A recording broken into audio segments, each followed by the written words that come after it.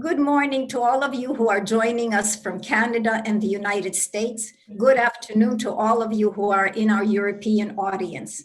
It is my great pleasure as rector of the Ukrainian Free University to greet our distinguished panelists today. Thank you very much to all that you accepted our invitation to participate in this discussion. I also bid welcome to all our professors, students, and to all of you, our guests who are joining us in this event. Today's session is titled, Mind Mapping Ukraine in Europe, Where Does Ukraine Belong? A European Perspective. It is the first in a series of panels that we are preparing and will be presenting throughout the year in celebration of our university's 100th anniversary. I wish to thank the journal Brussels Ukraine Review and its editor, Dr. Marta Barandi, for entering into a partnership with us in organizing this particular panel. And without further ado, I would like to introduce today's moderator. Alexander Motyl is professor of political science at Rutgers University and at the Ukrainian Free University, where he served for several years as Dean of Social Scientists. He is an expert on Russia, Ukraine, and the USSR.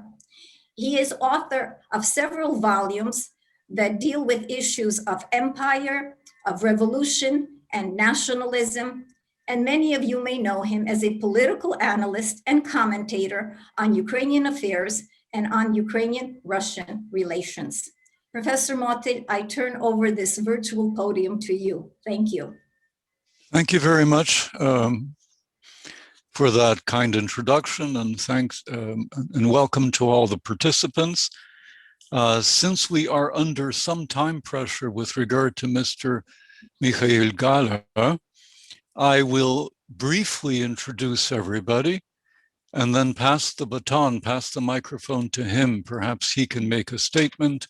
I believe, sir, you need to leave very quickly. Okay. So we'll just proceed that way, and then we will open up the discussion to the remaining participants after Mr. Gahler leaves. In any case, we have a wonderful panel, and let me just go down the list, providing you with some information about the participants. One of them is not yet here, but will be here in about 10 or 15 minutes, and that is Viola von Cramon, who is a member of the European Parliament from the Alliance 90, the Greens, and she serves on the Committee on Foreign Affairs and is a member of the delegation to the EU-Ukraine Parliamentary Association Committee. She joined the Special Committee on Foreign Interference in all democratic processes in the European Union in 2020. She's a member of the Democracy Support and Election Coordination Group, and she was a member of the German Bundestag from 2009 until 2013. And she served as deputy chairwoman of the German-Ukrainian Parliamentary Friendship Group. Roland Freudenstein is the policy director of the Brussels-based Wilfried Martens Center for European Studies. He was at one point the director of the Warsaw office of the Konrad Adenauer Stiftung Foundation and held a leading function in the foundation's office in Berlin. He was also the representative of the German city-state of Hamburg to the European Union. Mikhail Gahler is a member of the European Parliament from the Christian Democratic Union, a member of the Committee on Foreign Affairs and the Subcommittee on Security and Defense. He serves as a rapporteur of the Parliament on Ukraine and coordinator of the European People's Party group in the Committee on Foreign Affairs. He's an advocate of the EU-Ukraine Association Agreement and the member of the so-called Group of Friends of a European Ukraine. And finally, Rebecca Harms is a former member of the European Parliament from 2004 through 2019, from the Alliance 90, the Greens, and vice chair of the board of the European Center for Press and Media Freedom. She was a member of the delegation to the EU-Ukraine Association Committee and co-president of the delegation to the Euronest Parliamentary Assembly. And she's been involved with Ukrainian affairs since at least 2004. I could go on, but I won't, since we're somewhat pressed for time. And I'd like to start the discussion by posing a question directly to Mr. Gahler, since you are, again, the one who is unfortunately going to be leaving us, and that is the following. In its relations with Ukraine, the European Union has never, to my mind, openly stated that if Ukraine fulfills all of the requirements of European Union membership, in other words, if it becomes a model democracy, a model market economy, a model rule of law state, then the European Union would gladly accept it as a member. Why is that? First of all, perhaps I'm wrong. Perhaps there have been statements to this effect, but why is it that the European Union finds it so difficult to state something that is non-controversial, that an ideal Ukraine would be an ideal member of the European Union? Well, thank you very much. And sorry that I have to leave so quickly. Well, if there were an ideal Ukraine, I would, for my part, of course, say yes. The European Union has not, so to say, extended any specific invitation or confirmation to any specific state, because we have an Article 49 in the Treaty of Rome, which provides that any European state can become a member and apply for it and become a member if he fulfills the necessary criteria. I can imagine that the argument is not specifically Ukraine related, but overall circumstance related, because as we speak, and we have had this discussion for quite a while, there has been amongst many member states and stakeholders, political stakeholders, quite a reluctance to discuss actively about an enlargement perspective for any state. We are having this discussion even with regard to the Western Balkans, which is an area where we had the Thessaloniki summit at the beginning of the year 2000, when at that state, in principle, so to say, there was an accession perspective granted to the Western Balkans, which is, of course, geographically it is surrounded by the European Union and not at the periphery. But indeed, what I'm telling Ukrainians in this regard is, you are the bride, you want to be accepted, please make yourselves chic for this event and prepare thoroughly. And at some point, I'm pretty convinced that decision makers in the European Union would tend to say, well, we would be foolish not to accept such a strong and stable and attractive state, because it would not be in our interest not to have Ukraine inside. But as we are not there yet, and as we are discussing other issues, and enlargement is by no means something very attractive, regardless towards whom, it is not discussed. But as I said, I would wish that we are coming to this point at some point. And it is certainly, because that is always the hidden suspicion, I would say it is certainly not because of Russia that we would not have this discussion.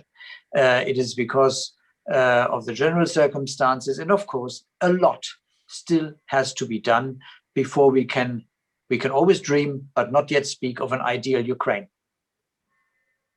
Well, thank you. Let me just follow up on that, since, again, unless any of the other participants would like to join in, so by all means do so. But since I have you here for a few more minutes, when it came to the East Europeans, the Poles, the Hungarians, and so on, Europe provided them with a certain kind of perspective for membership. And that was pretty much clear from the very beginning. And it's always been argued, at least in academic circles, but as I understand it, also in policy circles, that the prospect of membership was one of the key reasons for their ability to embark on serious reform. As we know, of course, in the case of Poland and Hungary, that doesn't guarantee backsliding, but nevertheless, it was always taken as a given that the prospect of membership was a significant factor. And here again, as I said, why can't Europe signal to Ukraine that it has a serious prospect of membership?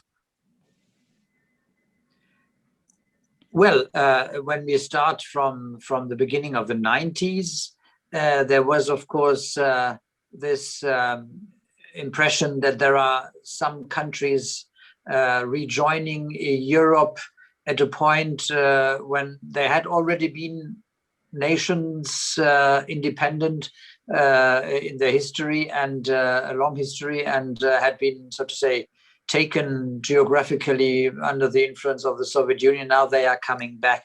At the very point when the Berlin Wall fell, there was still the Soviet Union, and so to say, in the first years, there was not this idea to extend it further. Although, as I said, Article 49 speaks of a European nation and a European country, and certainly this criterion is there. I admit, the fact that there was a concrete accession perspective made, shall I say, some oligarchs in Central Europe suddenly fall in love with the rule of law. Because in all transitional times, from East Germany to Poland and further down south, east, we have seen this this time of transition when certain people enriched themselves, and who were those who were in the old system, many of them ended up again on top. But now, at some point, with this perspective of EU, they joined the forces who then said, okay, let us embrace the rule of law and let us have a law-abiding approach in order, on the one hand, yes, to secure what we have grabbed in the very transition times, but then to be sure that it is safe once we are in the EU. Now, this aspect of oligarchs grabbing something and having it secured through an EU perspective, that is obviously not yet there. I think that is definitely one of the reasons that some of the oligarchs in Ukraine or in Russia or in Belarus or where you name it still behave like if they were in the Wild East and could make the state or could make use of state resources for their private purposes.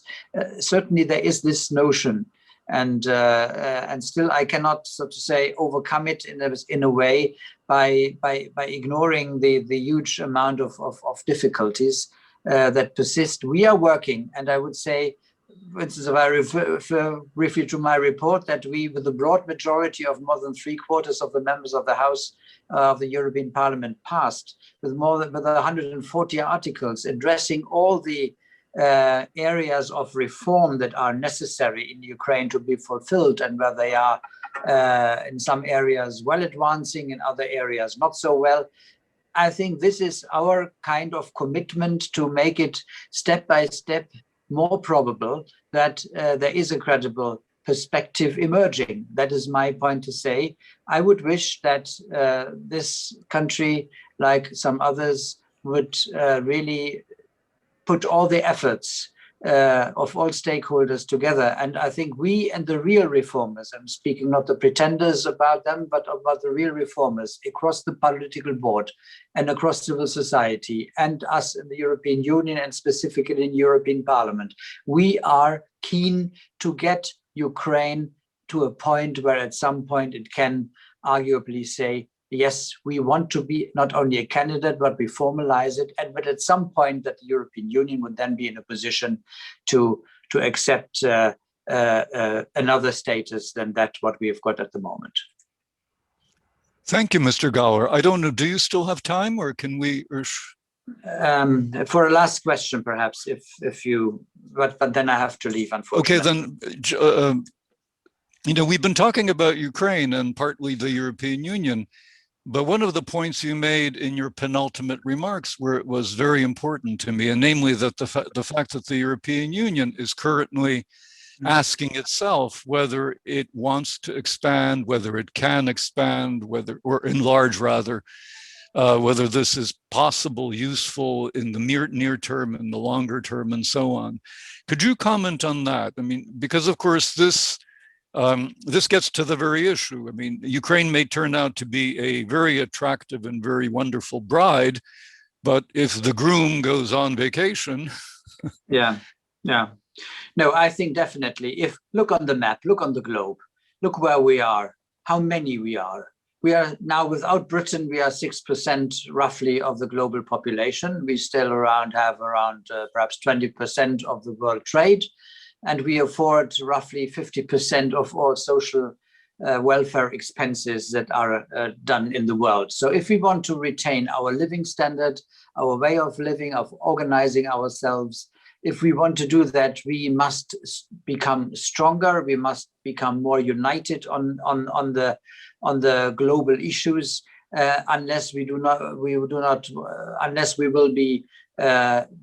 definitely become irrelevant in the eyes both of friends like the US, and certainly what Russia already tries to divide, to play one against the other as we speak, and of course China is a systemic rival that also doesn't like our system, how we organize society, and sees us as a systemic rival as well. So if we are not united, we are lost. And I'm confident that we have learned the lesson of history, not only, but also the lesson how to go into a future. There can only be a common future, or there is no future. And in my mind, in the long run, Ukraine should be an active part of our common future. Thank you so much, Mr. Gahler. That was a wonderful way to introduce the webinar. And I think we're all very grateful to you for raising a variety of important issues that will now set the terms of the conversation for the next hour. Thank you again for coming. Bye-bye. Goodbye then. Let me continue. I see Frau von Cramon is here. So we now have the full panel minus Mr. Gahler. I was going to start the discussion today with Ukraine and then move to the European Union. But since Mr. Gahler, we ended the discussion with Mr. Gahler by speaking about the European Union. Let's continue with that. And I'll simply ask you to go alphabetically, if that's fine with you. So we would begin with Frau von Cramon, move on to Mr. Freudenstein, and then end with Frau Harms. And the question I pose to you is this: I mean, how do you foresee the European Union in the next 5 to 10 years? And of course, this is a critical issue. I mean, imagine the worst case scenario that there is no European Union, in which case Ukraine's aspirations for membership are resolved automatically. Of course, very few people imagine that kind of worst case scenario. And as I understand it, the arguments tend to focus on whether the European Union should become more centralized, more like a state, or whether it should become more decentralized, more like, as a friend of mine who teaches at Oxford University once said, that the European Union should come to resemble the Holy Roman Empire. So again, the choice is not between absolutist France and the Holy Roman Empire, but it's obvious, it seems to be that it's a question of either more centralization or less centralization. In the second scenario, if there's less centralization, if the European Union comes to resemble the Holy Roman Empire, for better or for worse, let's keep in mind that it survived for 1,000 years, so that's not a bad act to follow. Clearly, there would be more room for Ukraine because it could fit into any number of potential concentric circles. If alternatively, the European Union becomes more like a state, well, things will be a little more difficult for Ukraine, at least in the immediate future. So let's just go down the list, if I may. Frau von Cramon, if you would comment on that, or anything else that happens to strike you as being important. Thank you so much for having me, and it's great to see so many familiar faces with Roland, Freudenstein, and Becker, and many others well known in Ukraine and in the European Union. So it's a big honor to be here on the panel with you.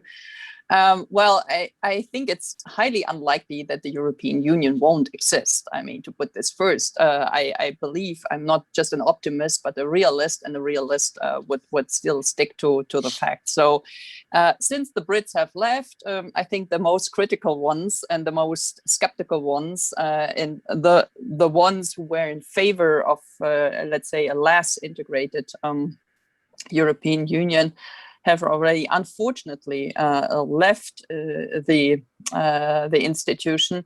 I would see that we have, let's say, different forces and different interests in that respect when it comes to enlargement or deeper integration. We have already, let's say, different level of engagement. We have the Schengen Union, we have the Euro, so not everyone in the as a member of the European Union is member of this and that, let's say, closer part of this integration. And so that works. It's not necessarily the best scenario. I wish we would have everyone in the Euro, or also in the Schengen zone. But even without having everyone on board, it works. So if some or even more states will decide to go ahead and to decide on a deeper integration, that would not necessarily mean that everyone else would leave the European Union. So I would say this is still possible.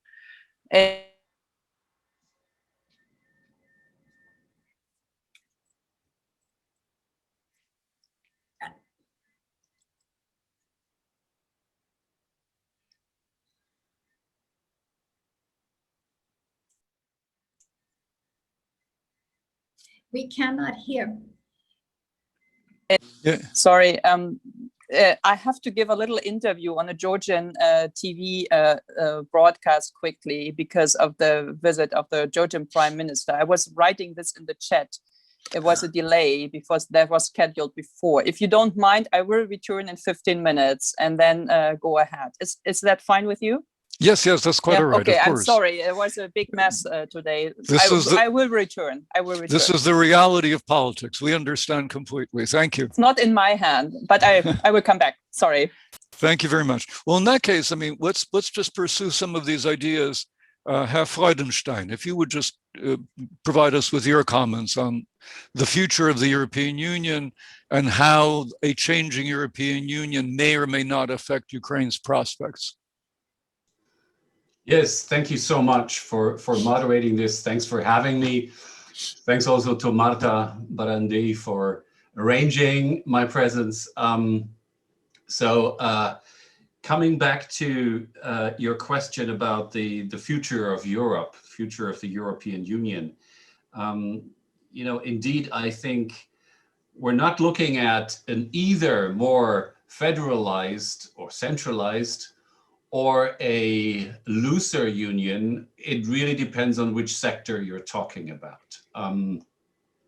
You know, the saying maybe that came up about 10, 15 years ago in Brussels, it became fashionable to say we need to be bigger on the big things and smaller on the small things. In other words, you know, where it really counts and where the member states or even the regions and local authorities cannot solve the problem properly and most sustainably, the European Union should take action and should exercise its competences, or the member states should exercise their sovereignty jointly on the basis of jointly created law. So, I mean, this is in a nutshell the philosophy that I would characterize as the majority consensus, I mean, across the European Union by now. Actually, very few people want a European Union state. You know, in British discourse has been labeled a super state. And this is totally out of fashion, I may say. There are some small political groups that would still talk about this, but they're not relevant. On the other hand, it is completely clear that things like climate change, things like security, and I mean not only external security in the classical military sense, but also justice and home affairs, domestic security.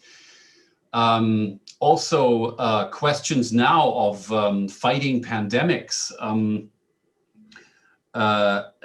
and you know, coming to terms with digital technological challenges.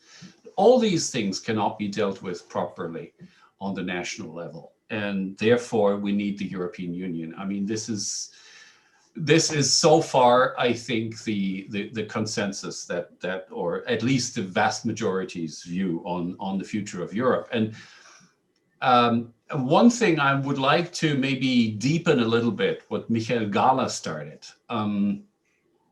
Objectively speaking, there has been something we can call enlargement fatigue.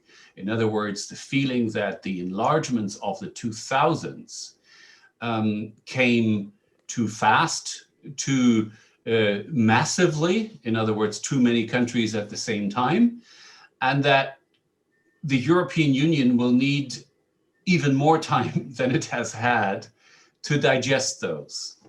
And when you, Alexander Motyl, correctly pointed out the backsliding on democracy and the rule of law in the European Union itself, indeed, for many enlargement skeptics, this is taken as an additional proof that we took in too many too fast, and that we should be even more discriminatory. Well, discriminatory in an objective sense. We should be even more careful about further enlargements. And this is a fact. And, you know, if you look at the EU-Ukraine agreements, starting with the association agreement, but continuing with several other, I mean, basically every declaration after a summit contains this formula: Ukraine has a European perspective. Now, this is the beauty of Eurocratic Brussels, that terms like this are what you want them to be. Nothing more and nothing less, as Lewis Carroll would have said.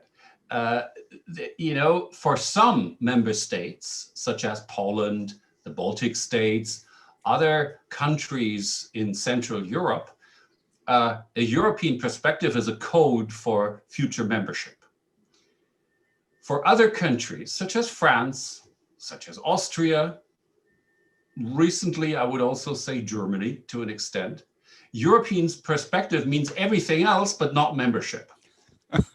And this is what, you know, this is Europe in a nutshell. This is the European Union. It's a constant compromise. So this is what everybody can agree on. Whereas if someone proposed to write future membership into such a declaration, there would be a bunch of member states that would immediately protest against it. So I think to keep the door open, to say that, you know, aside from official declarations, to say that, of course, there is Article 49, as Michael said, and of course, every European country that fully fulfills the criteria has a chance at becoming a member. But we have learned that to give timelines or to make definite promises before decisive progress has been made in at least coming demonstrably closer to the acquis communautaire of the European Union was a mistake. And these mistakes were made in the 2000s, by the way, vis-a-vis some countries. And we believe that we have learned the lesson from that. So, you know, and of course, Ukraine is a European country. There's no doubt about it. By the way, I would say Russia is a European country too. There is no genetic reason why Russians cannot build a democracy. I see some skeptical facial expressions around here. Okay, we can discuss that too. But just like there is no biological reason why Russians cannot be a democracy, build a democracy, there is no biological reasons that Ukrainians cannot build a functioning market economy, the rule of law, functional checks and balances. And here's my last point now. The signals that have been given by the Ukrainian government in the last couple of years have been mixed in this sense. We've had back and forth, we've had ups and downs, we've had, 2 steps forward, 1 step back, whatever you want to call it. But there is no clear movement toward a systematic approach in fighting corruption, in strengthening the rule of law, in strengthening the independence of the judiciary, and in bringing Ukraine closer to a point after which it is possible for the European Union to say, yes, you have a membership perspective, we're going to start negotiations in so and so many years, and these are the next conditions to be fulfilled. So, sorry to be maybe to sound like someone who is overly pessimistic, but I'm giving you the nature of things in Brussels and in most capitals of the member states. This is where we are, and we need to make the best of it. And again, I emphasize there is no reason at all why one day in the future Ukraine should not become a member state. Thank you very much. We'll pursue the issue of what Ukraine needs to do or not do in order to become more attractive for European Union membership in a minute or two. But Frau Harms, would you want to contribute to the discussion regarding the European Union, its future, its appearance, and so on? I believe you have to unmute yourself. I did it. No. So Vielen Dank. Thank you. Thanks to Munich and to Brussels, to Maria and Marta for this invitation. I happily agreed to join the debate, and I would like to start with a comment on the future of Europe, or the future of the European Union. From my point of view, without no doubt that the European Union will be there in 10 years from now. And I think we have again and again some problems because it's a difficult union, but on the other hand, it's from my point of view and my experience, the most successful supranational organization or union or project in the world. So, and facing problems and facing bigger problems does not mean the European Union will fail. I'm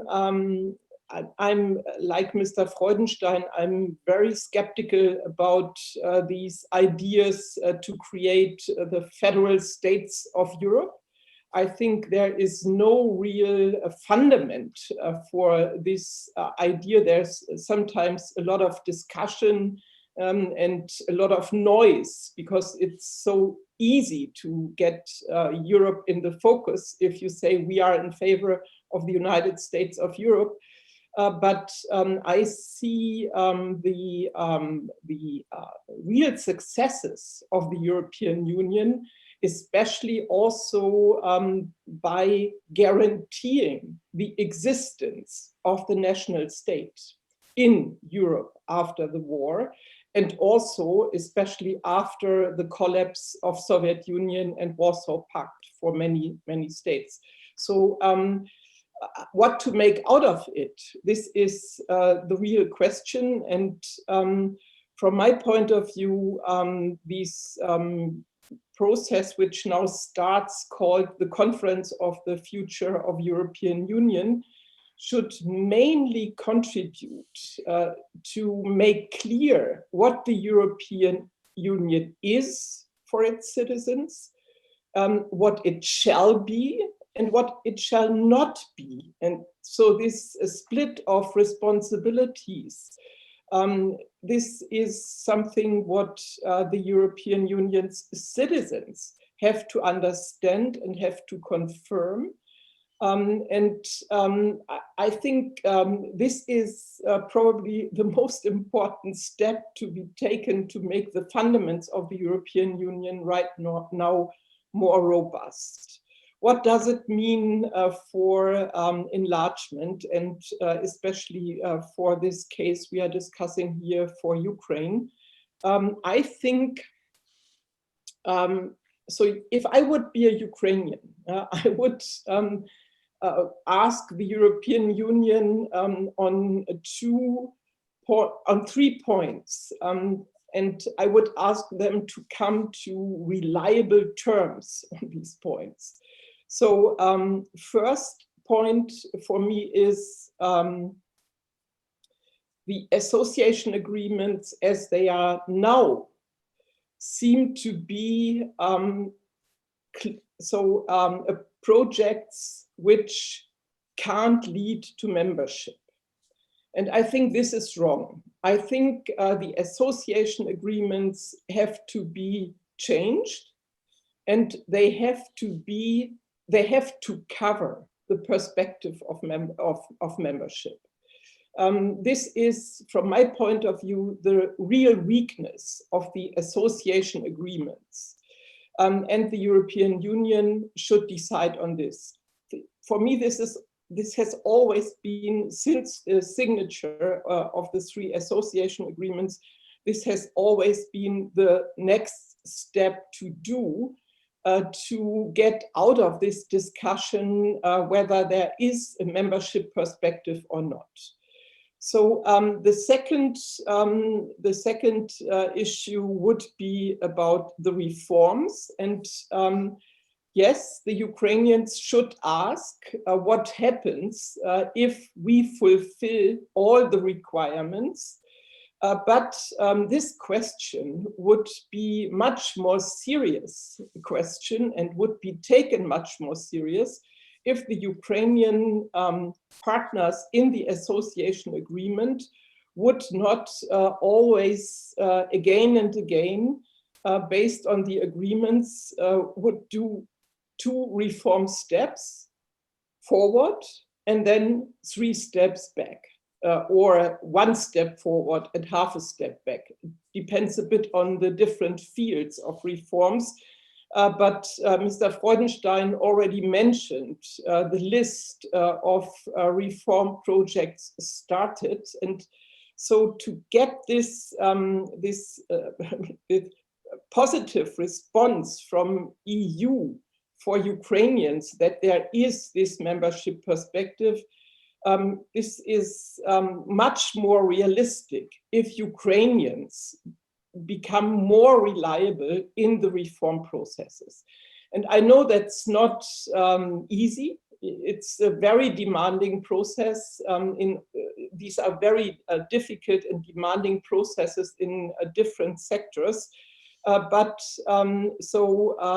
It's Ukraine also who wanted to have this agreement, and it's a country who signed it. And it's for me sometimes really worrying to observe how difficult, for example, it is to do the reform of the judiciary, which is really a key reform for the country to function better for all its citizens. And this debate on the reform of the judiciary started not with the association agreement. It started already during and after the Orange Revolution. And still, we are in a very problematic situation when it comes to the influence, the political influence in the judiciary, and the lack of clear rule of law procedures reliable for every Ukrainian. The third point, which matters a lot for the membership perspective, and which has to be discussed seriously also with the European Union, is the war and is the conflict in Donbass and in Crimea. As a member of the European Parliament, I worked a lot on Turkey and Cyprus. So I'm not sure whether the European Union will once again or would once again agree to have a member with a conflict along its borders or on its territories. I would say probably not. They won't. Connecting to what I said first, coming to terms with the European Union on the perspectives means that the European Union and also NATO have to become more serious on the question how to deal in the perspective with Donbass and Russian aggression and occupation of Ukraine. And I'm since the very beginning convinced that saying there must be a political solution is good and okay. But if there is, after 7 years of war, no political solution, then also the European Union and NATO have to revisit their strategies and how they increase pressure on Russia. Because Michael Gahler was right by saying the Kremlin should not decide who is member of the European Union and who not. But with this occupation and the war or conflict, ongoing conflict, Russia and the Kremlin, they have huge impact on the future perspective of Ukraine in the European Union.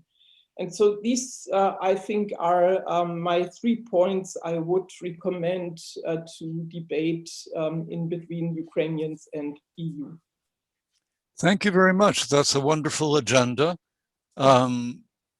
Before we go to Frau von Cramon for her comments, let me just go quickly to Herr Freudenstein.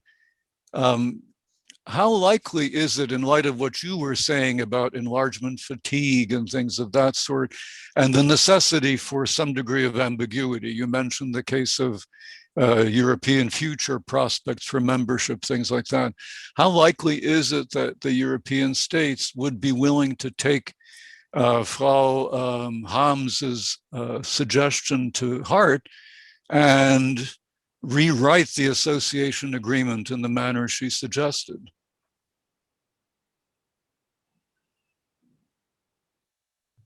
Please unmute yourself. I am. You know what Mahatma Gandhi once said when he was asked what he thinks about Western civilization? He said, "I think it would be a good idea." I mean, that was a mean, of course, now from our today's perspective, it sounds mean about the West, but he may have had some reasons at his time. Anyway, so I think it would be a good idea to write this into a rewritten version of the association agreement. But right now, I don't see it happening.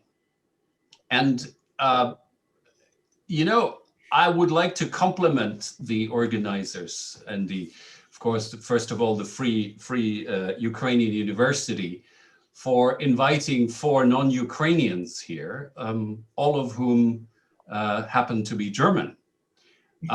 That's a great compliment to my country, but it doesn't reflect the reality of the European Union and those who decide about EU policy vis-a-vis Ukraine.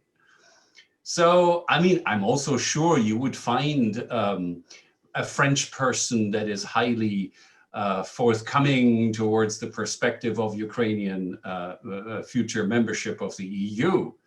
But the likelihood, for example, if you invited a French person or a Dutch person, for example, or an Italian or a Portuguese, the likelihood would be that that person would be highly skeptical about such a prospect and would maybe, bring forward arguments of, that then the Germans here, whose heart beats more for the Ukrainian cause, would counter with counter arguments. So I'm far from criticizing the composition of this panel, but what I'm trying to say is that you should not preach to the converted. You should tackle those in the European Union and its institutions and those member states and their representatives who happen to be or tend to be more skeptical about any further enlargement, whether it's by Western Balkans countries or East European countries. By the way, I distinguish between Central Europe and Eastern Europe. And Central Europe are the countries that are already in the European Union, and Eastern Europe are, in my view, of course, future member countries. But anyway, so here's my short answer to your question. No, actually, my answer was much too long. But now I would just say that no, I do not see this realistically happening in the next couple of years. Okay, thank you. I suspected that's exactly what you would have said, and you did. Before we go to Ukraine and the question of reforms and the reforms it needs to embark on, let me just pursue one of the points made by Frau Harms, namely with regard to the war, and ask Viola von Cramon, to comment on that.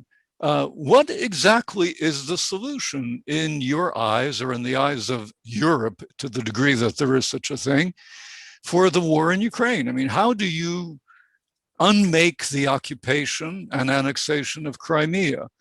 What is the solution to the war in the Donbass? If it's not military, and it doesn't seem to be military, unless Mr. Putin decides to launch a war, that might work from his point of view. And if it's not political, then what's left?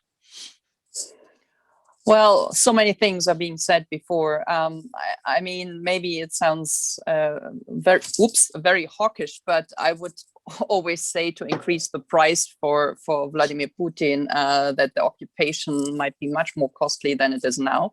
But this is true for all the so-called frozen conflict. Most of them are not really frozen. People are dying.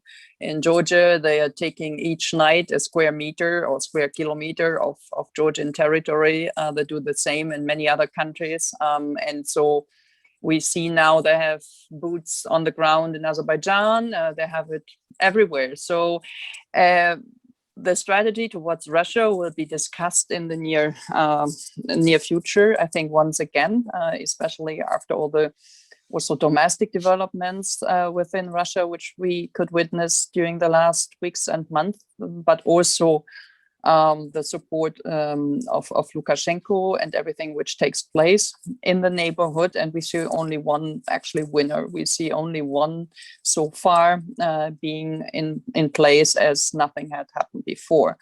While I don't think it is the strength of Russia, it is the weakness of the European Union and us not making clear what is the price for this. And as long as we extend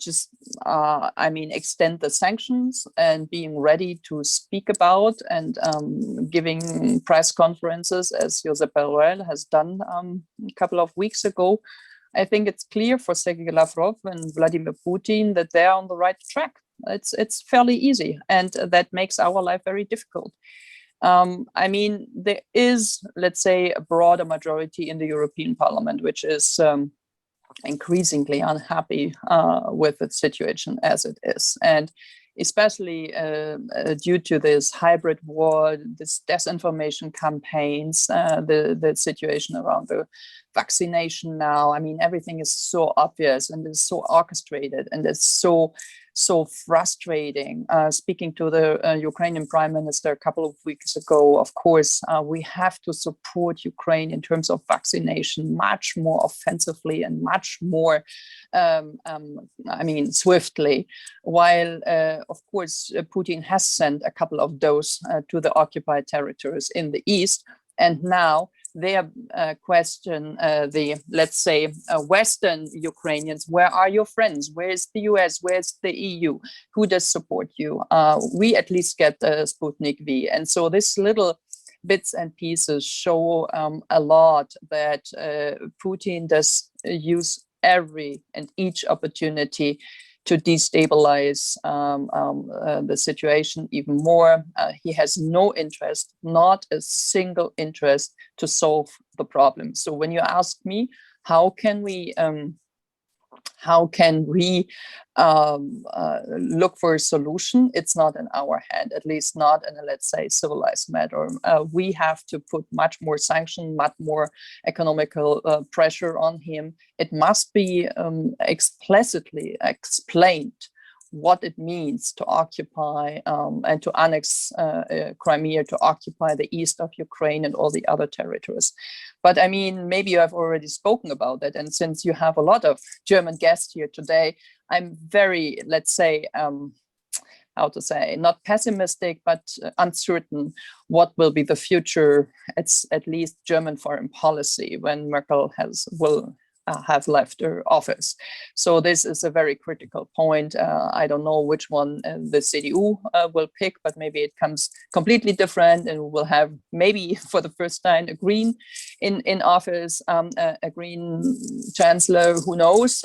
Everything is possible, but there is a lot of uncertainties, at least in the Ukrainian bilateral relation, I would say. And what Roland Freudenstein has emphasized, I can only emphasize and stress, the fatigue of enlargement is big, not in the, let's say, German delegation, but apart from the Germans, now the Swedish, some of the Swedish, the Dutch, of course, the French are not very much interested. So if we could give you a good recommendation, really try to reach out to different, let's say, friends of Ukraine who are not so well aware of the situation and who are sometimes speak about with empathy, but sometimes simply with ignorance and absolutely, let's say, not very knowledgeable about the situation. And it would help if we could integrate some other nations and some other member states of the European Union a little bit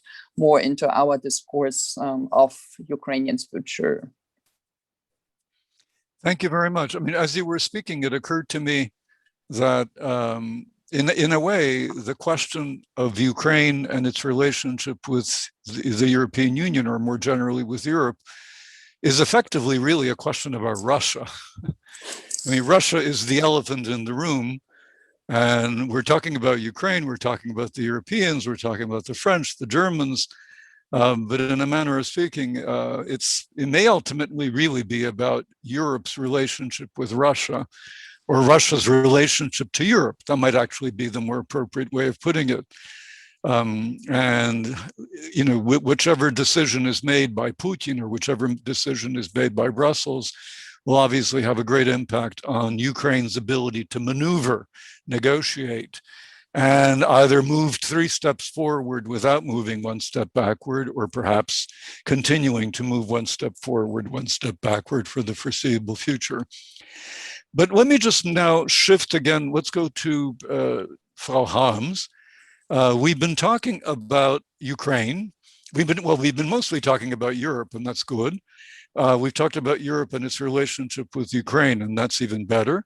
But let's now shift exclusively to Ukraine. I mean, a number of you have spoken about the fact, and especially you, mentioned the halting reform process.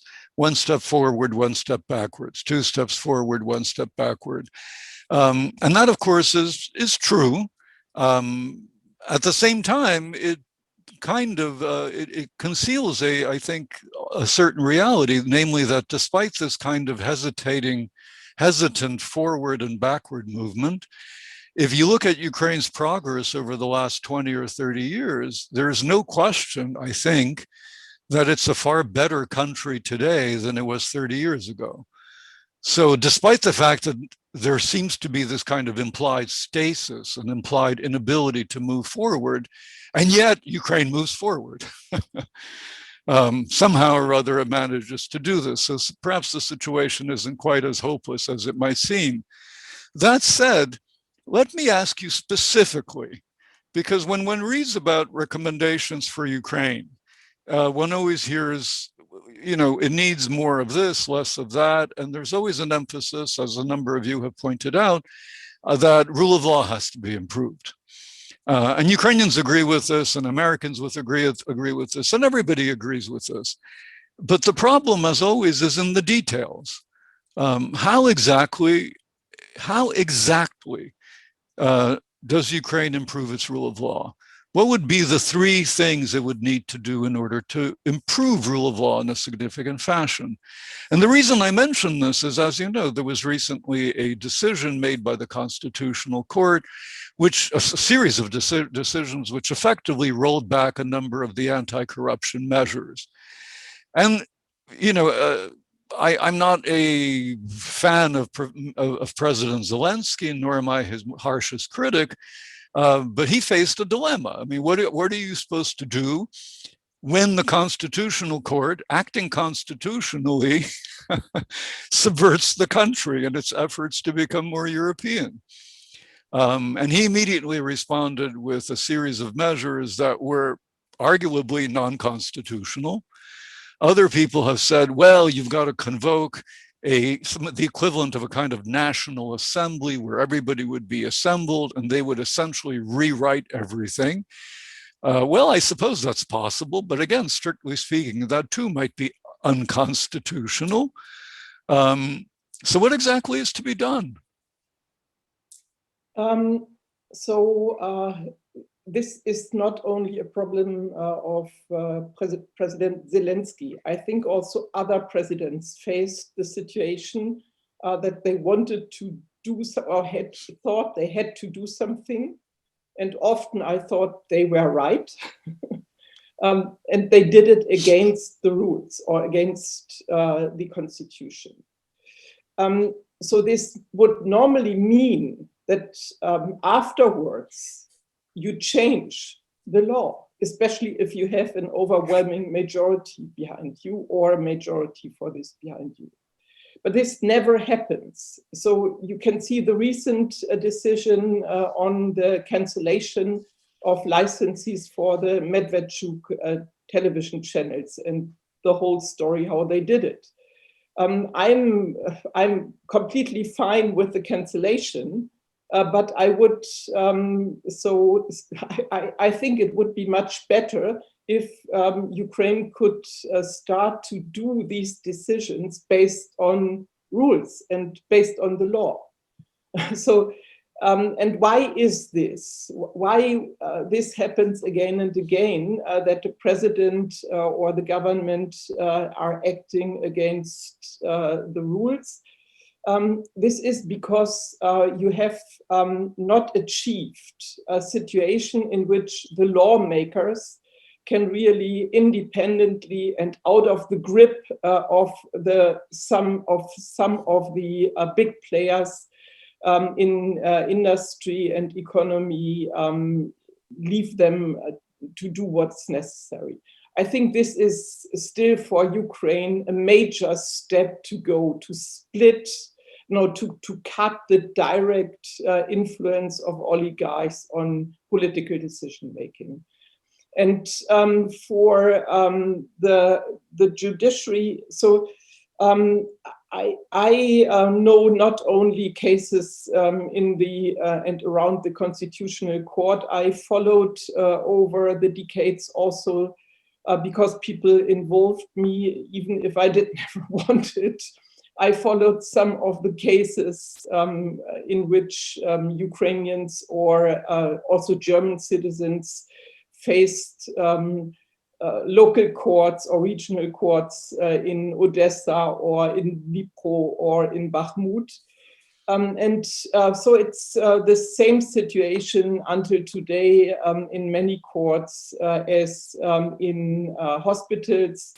Without paying bribes, you don't get to even a session of the court sometimes if you need it. This reflects that the independence of the judiciary and working according to the rules and based on rule of law is still a step to be done in Ukraine. Okay, thank you. Herr Freudenstein, would you like to take part in the discussion? I totally agree to everything that was said, and you know, I think the cutting edge in what think tanks are now advising European Union institutions and member state governments to do is to generally incentivize the Ukrainian government and Ukrainian institutions for further reform, or for a more steady reform course, by the old more for more, but also less for less principle. In other words, a stronger conditionality on all additional forms of assistance, of help, of support that can be given to Ukraine, but also concerning market openings and so on. So in other words, all this should be much more strictly conditional upon clear and steady progress in strengthening the rule of law. And you know, I've just looked at a paper from the German Council on Foreign Relations, you know, authored at the end of last year, which claims exactly this, and which has, by the way, 2 female Ukrainian authors. And you know, this is something that I think should be something that we can all agree on here, that, you know, further and stronger conditionality by the European Union tied to concrete progress is not a punishment or discrimination or something directed against Ukraine. It is, in fact, the only probable means and tool of achieving some progress, and also progress in bringing Ukraine closer to the European Union. So you know, I mean, that I would like to emphasize here as the optimal response for the near future by the EU. Frau von Cramon. Oh, before you begin your comments, I just wanted to tell the audience, if you have any questions, please type them into the chat and we'll address them if possible at the end. Yes, please. My apologies for interrupting you. Oh, no, I have not even started. And since I'm disappeared before, it's fine if you interfere. I maybe would like to see this a little bit differently. I wouldn't be too mild. While we see that people around Zelensky are people returning from Russia, having close ties to the Kremlin, and we shouldn't be naive, those people have an influence on Zelensky's policy and politics. So there is a shift in the direction. There's a shift in the reform agenda, clearly, and what Roland Freudenstein has said, with more for more and less for less, it is more than necessary, because we would like to see this country being on the right track and being on in the right direction, and not turning back, and make sure that this development is irreversible. And we have seen how quickly this can change, how quickly this could be taken back into hands of a very few oligarchs. Even Zelensky tried to, let's say, prevent this from happening. There are many people around him who are surely on the ticket of very, very rich businessmen, and who would like to make sure that the few achievements in terms of reforms which could be could be done and could be achieved. And we succeeded together with the civil society and with some of the Maidan activists during the Poroshenko period, that this will be would be reversed. And we have to make sure that this will be happen in a larger extent. This is what we owe to the civil society and to the Western orientated people. That's not about punishing somebody. That's about clear conditionality. I don't want to spend any taxpayers' money in Ukraine, which will then land in the hand of some of the oligarchs, to make it very blunt and to say it very, very directly. And when I see, for example, this highly corrupted Minister for Health, what he has done in the first week of his being in office, this is highly corrupt. And I don't want to see those people being in place. And when we give money to Ukraine to buy and to procure technical equipment for COVID, I don't want to see this money spent 3 times higher on high prices, while the minister takes part of this for himself. And those things needs to be considered and needs to be said loudly.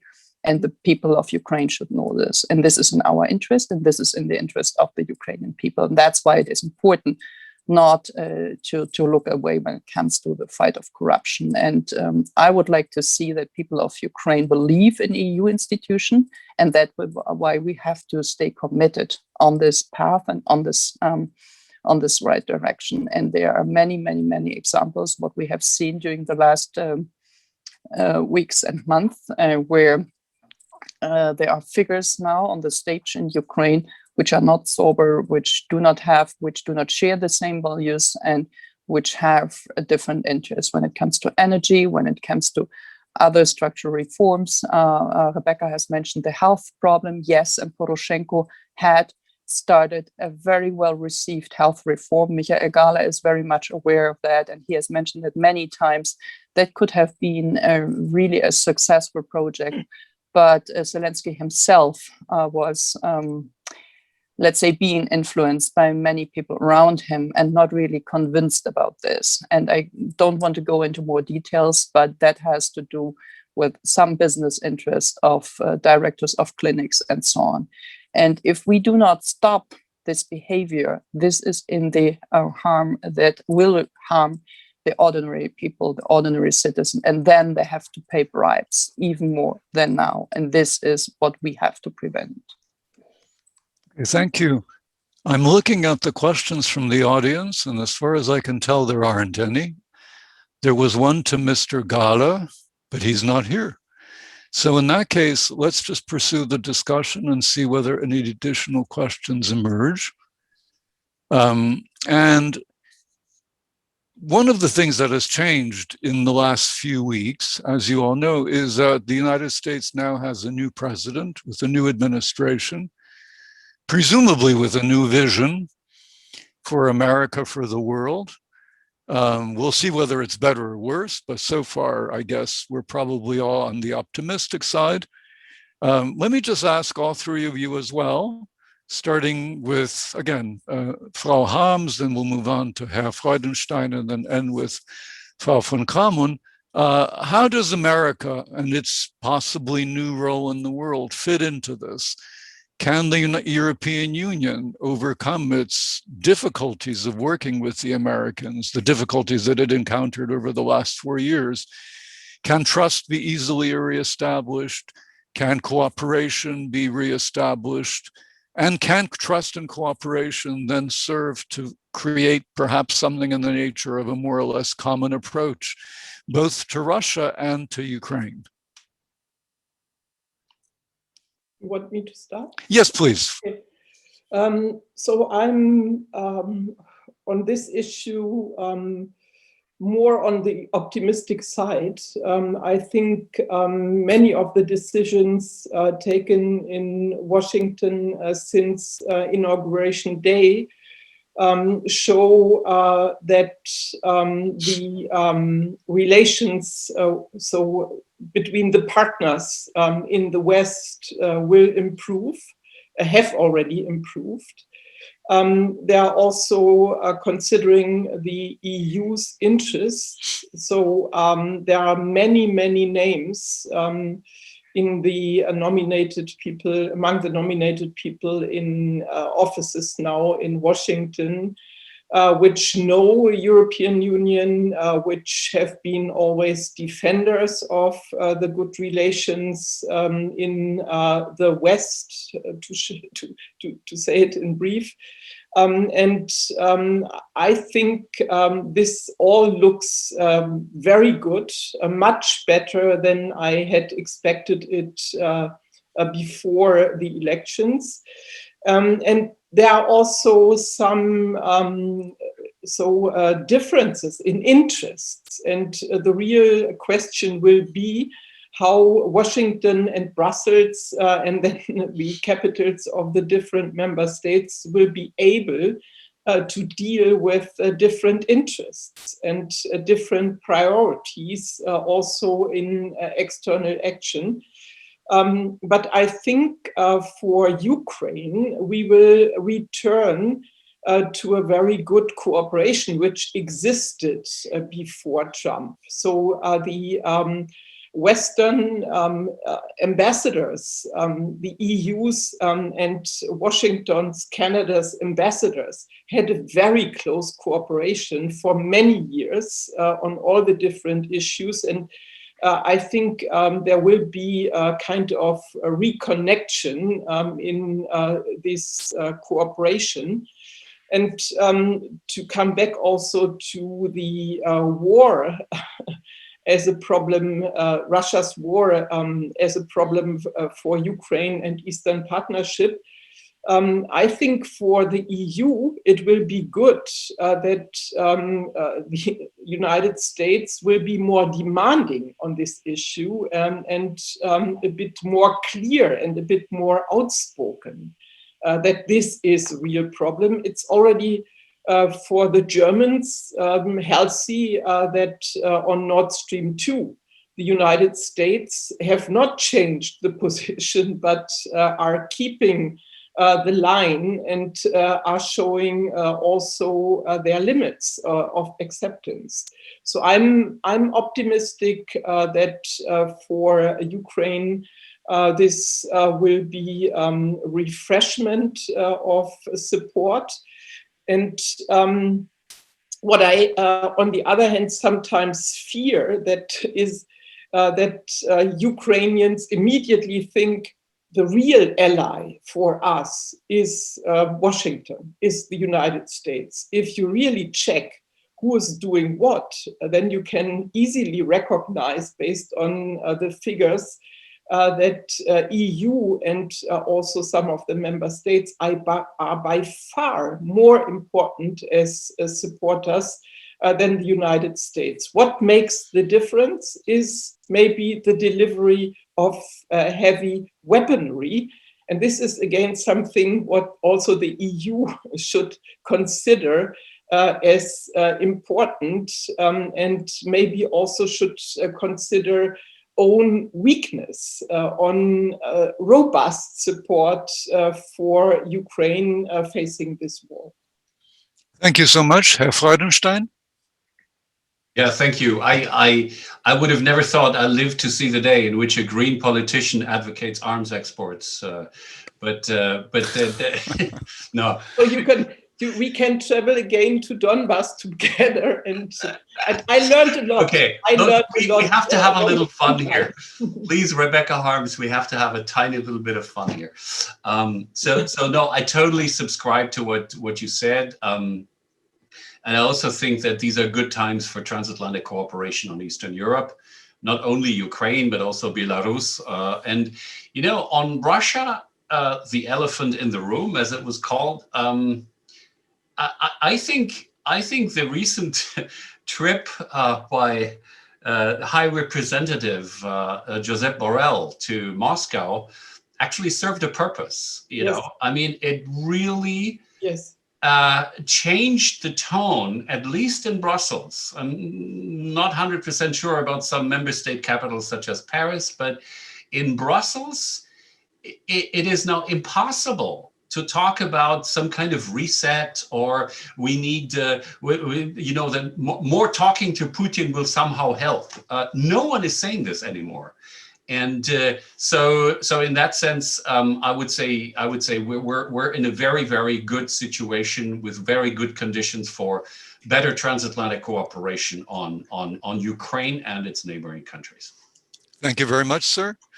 Madame von Cramon?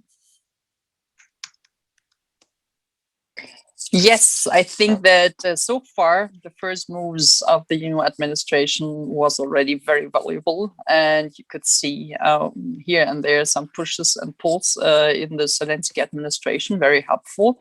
I don't want to go into details there either, but that's a big difference, and everyone is aware of this shift and of this different attitude towards Ukraine. On one hand, there will be much more empathy, there will be much more interest, but there will be also this form of conditionality, which we definitely need, so that we have definitely support when it comes to the fight against corruption and rule of law and restructuring and so on, what we have talked about before. And I'm fully in line with Rebecca. I mean, Berlin is not helpful with keeping the Nord Stream 2 pipeline. It's interesting to speculate what might happen after September 26th. When the socialist or social democrat might be out of office, but now maybe even not. So there's a lot of, let's say, potential for changes, hopefully, since we Greens were the only ones in the let's say liberal or democratic party portfolio or field who have objected this project from the very beginning, since this is only and serves only to harm Ukraine. I mean, we really have to speak about this. That has no other intention than financial and geopolitical harm to Ukraine. And we had recently a very interesting hearing in our ITRE committee, Industry, Technology, Research and Energy. And the general director said very openly and repeatedly that there is no common and joint interest in this project, and it's not to increase the energy security of the European Union. So it stays like a bilateral business project which harms the interest of the European Union. And I hope that we find possibility without real sanctions, but with the support of Washington, to stop it, to have any kind of a compromise with which then would have an impact on the relation towards Russia. And this would strengthen and surely have, I mean, a bigger leverage on our foreign policy in Berlin, but also in Brussels. So I see a huge difference from now and the time at Trump's term, and I do hope we can continue. We had already some talks with people in Washington, and this is overall only positive. That's very constructive. These are people which are experienced diplomats, think tankers, so you cannot compare the situation with 2 months ago. Okay, thank you. We do have a question or two. There's one to Frau Harms. While saying that you doubt the EU would agree once again after Turkey and Cyprus to have a member state in war, do you mean that if armed conflict in Ukraine is frozen, Ukraine does not have the perspective of membership? In other words, as long as there is a war, there is no possibility of membership. So I mentioned this case of Cyprus because I know that there is a serious problem. So Cyprus was invited to become a member in spite of this contact line in Cyprus and the conflict along this partly occupied territory.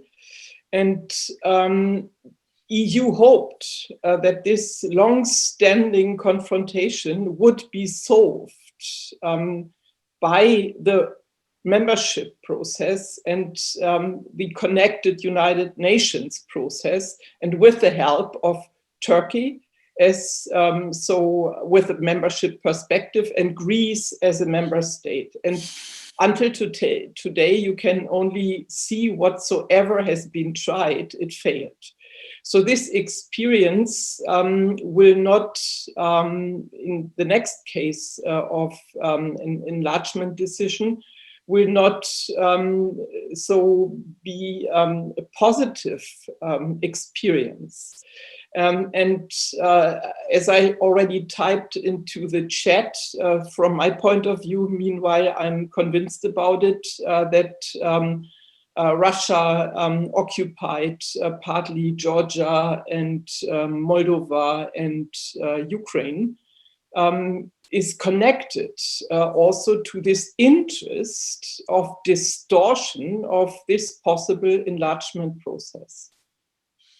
Therefore, I would always think that EU has to be more serious while saying it's not Moscow to decide who becomes a member and who not. So if they mean it serious, they have to stand more robust in this way how they deal with Russian aggression and Russian invasions. Okay, we have one more question, and then I'm going to ask all of you for your concluding comments. You'll all get about a minute or two. But there's a question here. What are some of the achieved reforms in Ukraine that are viewed as being satisfactory in Brussels as moving Ukraine forward towards membership? In other words, what has Ukraine done well in your minds? Frau von Cramon, would you like to begin? Just very briefly, since we're close to running out of time. Well, I think that everything when it comes to the e-procurement is a big step forward, and it has actually impacted what we would like to see. There is more transparency in policy. There is more also fairness in terms of where do the taxpayers' money go to. There's a different already, in some parts, different generation of politicians, because they understand that's not just about earning money in politics. It's about serving the people, serving the citizens. So that made a big difference. And also when it comes to the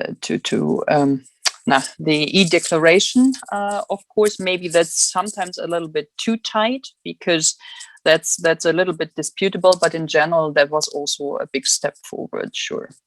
Okay, thank you. Herr Freudenstein, your candidates? Keeping the economy stable and the hryvnia, stabilizing the hryvnia. I mean, this is not the same as, it's not strictly speaking a reform, but it certainly is something without which any reform is completely impossible. So chapeau, hats off to Ukrainian economic savoir-faire. Yes, it's a remarkable achievement considering their track record on the economy.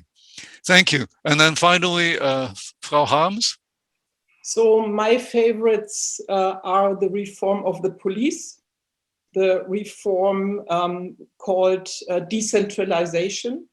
Both are still ongoing. I also very much appreciate the creation of this pillar of anti-corruption institutions in the judiciary. So always again and again under attack, but it's huge.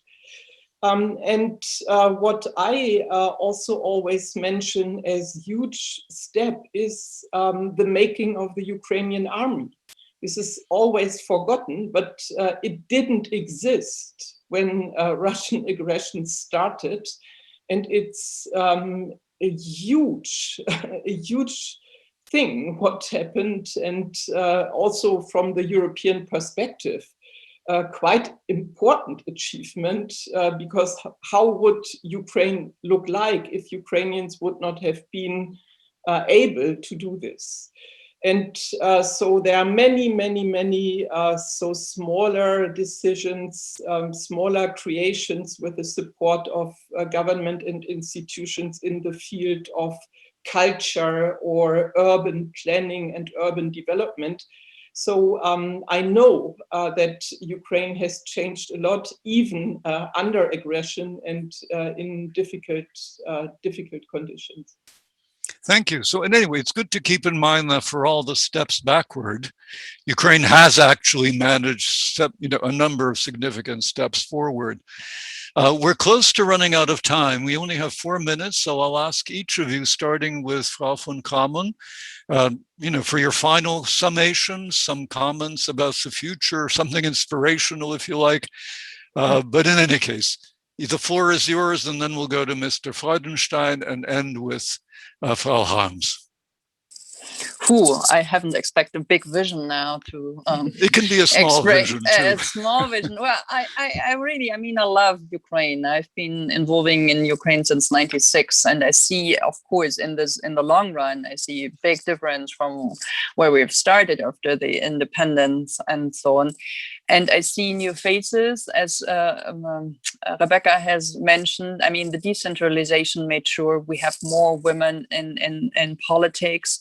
I would like to see more women also in a decision-making process, especially in the hard things such as energy and security. So we see there are good developments, no matter how critical we sometimes are in Brussels, but we all love Ukraine, and it's our common interest that we move together in the right direction. And this would be maybe my final words, that even if we are outspoken and direct and blunt and critical, that doesn't mean that we do not love your perfect country, and that we would like to see that even more perfect. And when it comes to, for example, science and research, we see that the new Horizon 2020 program has just evolved, and maybe also in that context, we would like to see closer ties, more exchange, more cooperation in innovation, technology, and so on, in terms of energy efficiency, in terms of charging, battery development, so everything where Ukraine is really strong. And when it comes to independence of fossil fuels, especially for us Greens, this is crucial. This needs to be tackled much more serious than it is now, especially in the current government. So all these kinds of, let's say, more sectoral policy would be nice if we could be supported by politicians and by civil society and the business community. Thank you very much. Herr Freudenstein? Yeah, 3 points. First, I think, repeating something I said before, don't always preach to the converted. Try to engage those in the European Union that are much more skeptical about any enlargement, let alone Ukrainian joining, than the 4 of us here in this online meeting. Second, a compliment, another compliment. Ukraine has beautifully managed, or let's put it this way, the expat community of Ukrainians in the West, encompassing several generations, has beautifully cooperated and got its act together to help the Ukrainians back home. Having lived in Poland for 7 years, I know that it doesn't always work that well. So that works much better in Ukraine than in some other countries. And third, Slava Ukraini. Thank you very much. Frau Harms, the final word is yours. So I wished we could help the Ukrainians to regain a positive view for the future. I think what I find a bit frightening right now is to see that so many Ukrainians have to deal with day by day, with the feeling of uncertainty. I saw some recent figures published on these problems, these fears to lose your job. I think the initiatives taken by the European Union should be strengthened. I personally think that Horizon 2030 is good for the young people and for the students. I very much, and I'm engaging myself in this, I very much hope that the ideas of greening the economy, the ideas of the Green Deal, will help to push some visible innovations, which also increase the appetite of Ukrainians to engage in future-oriented projects in Ukraine. Thank you very much. I'd like to thank all the speakers. Well, first of all the audience for participating, but especially the speakers. It was a real pleasure. I listened to many of these webinars, and I usually come away thinking I haven't learned anything. I actually learned a lot. It was a very interesting and a very exciting discussion. So thank you to the three of you, and thank you in absentia to Michael Gahler as well, for a really fascinating and wonderful discussion regarding the complexities of Europe, the complexities within Ukraine, and last but not least, the complexities of Ukrainian-European relations at present and in the future. Before I let you go, however, I've been asked by the administrator that all of you who are now on the screen, please show yourself because they want to take a photograph. Is that okay? Yeah. All right, so.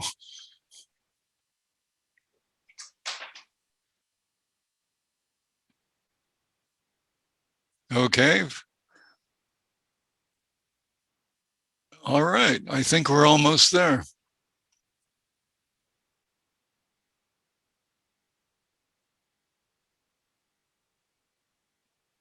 Okay, I think we can actually do the photograph.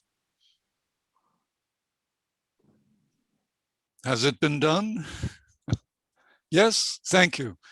Well, then again, Frau von Krams, Herr Freudenstein, Frau Harms, also im Namen der Ukrainischen Freien Universität, ich bedanke mich und ich danke Ihnen auch. Das war eine herrliche Diskussion. Vielen, vielen Dank. Thank you, Vielen thank you Dank für very, Ihre very much. großartige Moderation. It was just perfect. Thanks a lot, and we are all happy to join you once again if you invite us. That was very, very nice. Although in the future, we will not speak to the converted only. No, take some French and Spanish or whatsoever. Exactly. Some more critical. Thanks a lot. Thank Goodbye. you. Bye-bye. Auf Bye-bye. Wiedersehen. Thank you. Yes, to Washington.